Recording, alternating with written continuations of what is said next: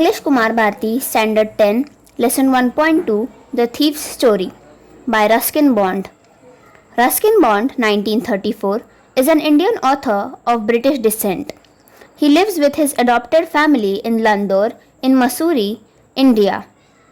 The Indian Council for Child Education has recognized his role in the growth of children's literature in India. He got the Sahitya Academy Award in 1992 for Our Trees Still Grow in Dehra for his published work in English.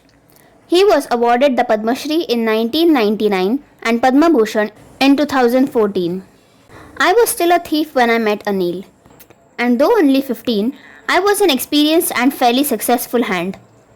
Anil was watching a wrestling match when I approached him.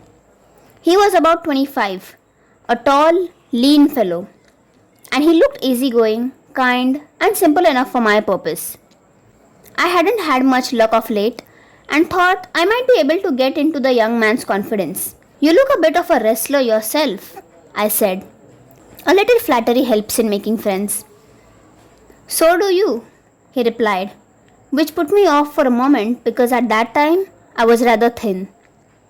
"Well," I said modestly, "I do wrestle a bit." "What's your name?" "Hari Singh," I lied. I took a new name every month. That kept me ahead of the police and my former employers. After this introduction, Anil talked about the well-oiled wrestlers who were grunting, lifting, and throwing each other about. I didn't have much to say. Anil walked away. I followed casually. "Hello again," he said. I gave him my most appealing smile. "I want to work for you," I said. "But I can't pay you." I thought that over for a minute. Perhaps I had misjudged my man. I asked, "Can you feed me?" "Can you cook?" "I can cook," I lied again. "If you can cook, then maybe I can feed you." He took me to his room over the Jumna sweet shop and told me I could sleep in the balcony. But the meal I cooked that night must have been terrible because Anil gave it to a stray dog and told me to be off. But I just hung around, smiling in my most appealing way, and he couldn't help laughing. Later, he patted me on the head and said never mind, he'd teach me to cook. He also taught me to write my name and said he would soon teach me to write whole sentences and to add numbers. I was grateful. I knew that once I could write like an educated man, there would be no limit to what I could achieve. It was quite pleasant working for Anil. I made the tea in the morning and then would take my time buying the day's supplies, usually making a profit of about ₹1 a day. I think he knew I made a little money this way, but he did not seem to mind. Anil made money by fits and starts. He would borrow 1 week, lend the next. He kept worrying about his next check, but as soon as it arrived, he would go out and celebrate. It seems he wrote for magazines, a queer way to make a living. One evening he came home with a small bundle of notes, saying he had just sold a book to a publisher. At night, I saw him tuck the money under the mattress. I had been working for Anil for almost a month, and apart from cheating on the shopping, had not done anything in my line of work. I had every opportunity for doing so. Anil had given me a key to the door, and I could come and go as I pleased. He was the most trusting person I had ever met, and that is why it was so difficult to rob him. It's easy to rob a greedy man because he can afford to be robbed, but it's difficult to rob a careless man. Sometimes he doesn't even notice he's being robbed, and that takes all the pleasure out of the work. Well, it's time I did some real work. I told myself I'm out of practice, and if I don't take the money, he'll only waste it on his friends. After all, he doesn't even pay me. Anil was asleep. A beam of moonlight stepped over the balcony and fell on the bed. I sat up on the floor, considering the situation. If I took the money, I could catch the 10:30 express to Lucknow. Slipping out of the blanket, I crept up to the bed. Anil was sleeping peacefully. His face was clear and unlined. Even I had more marks on my face, though mine were mostly scars.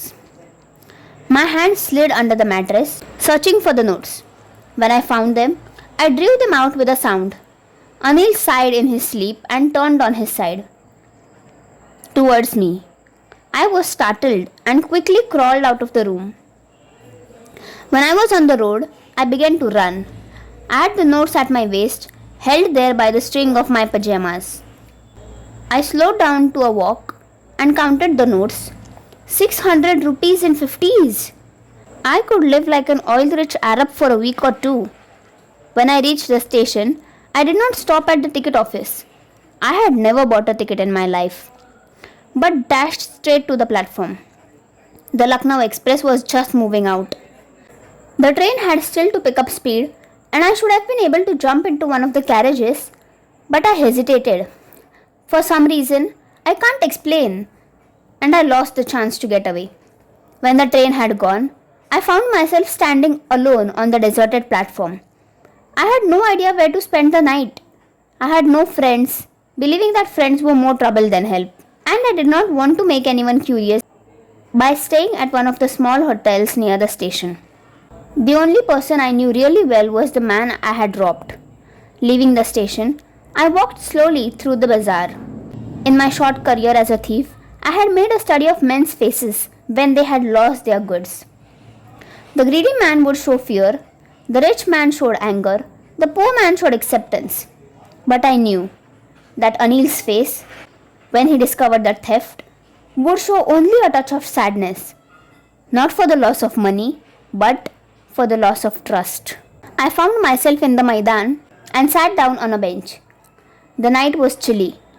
It was early November, and a little drizzle added to my discomfort. Soon it was raining quite heavily.